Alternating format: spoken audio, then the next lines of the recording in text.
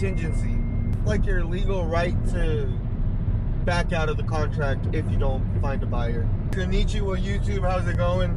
Ni hao. Annyeonghaseyo. Buenas tardes. Yesterday I went to my 4th meeting. I did get some really useful information. I was wondering, once I do find a motivated seller that wants to sell their house in the desert in the middle of nowhere, I'm like, oh wow, well how am I going to come up with the value for the house or like a cash offer?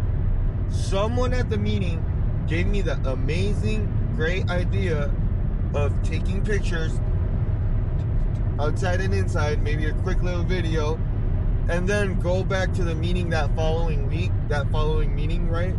And show it to the people that I'm working with or that are willing to buy, and then they can start telling me like, oh man, you're joking, right? Or they're gonna be like, oh wow, yeah, I can see potential here, maybe a little repairs here and there.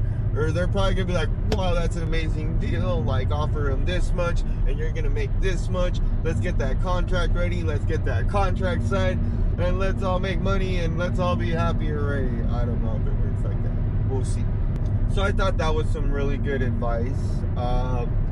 I bought this cool little business card holder, and my goal is to fill it up with like buyers. You guys see I already found some people. These people didn't have like they didn't have, what do you call it, business cards, but they gave me their number. And I'm trying to write what the buyer is looking for. Another great piece of advice that someone gave me, his name was Elias. He said that he always tells his kids that you don't need to have money to get into real estate. You need to know what your investor wants. I wrote that down. I'm like, I don't know why, but that sounds powerful. That sounds like good advice. So you don't need money, you need to know what your investor wants. And another tip, this is something personal that just makes sense for me. You don't want to find 1 or 2 home buyers. Once you find the seller, you're going to find a buyer. You don't want 1 or 2, you want 5 or 10, honestly. Because one buyer isn't going to purchase in every city, every type of house, 2-story. Let's say this buyer is only looking for 1-story houses, but this other buyer is looking for 2-story houses. This buyer is looking in Palm Springs, but this other buyer is looking in Irvine. So I want to find what different buyers want. And since I work in different areas, I don't know if I mentioned I do Uber, Instacart, and DoorDash.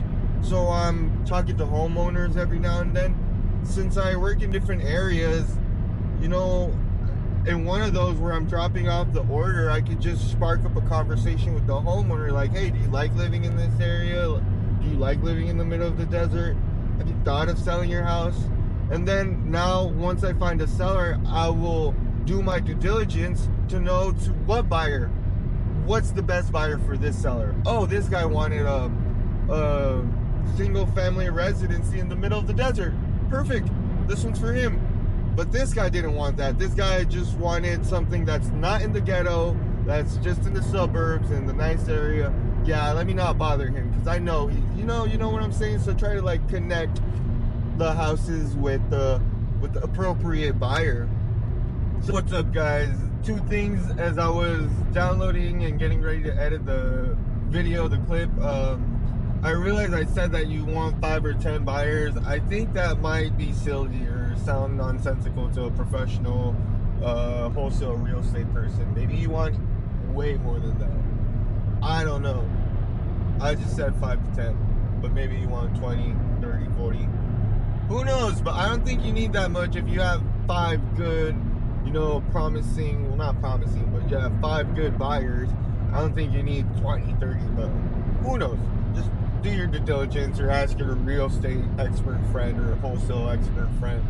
I don't know. Comment down below if you know about real estate. How many buyers do wholesale real estate people usually have? Then another thing I said that I wanted to clarify.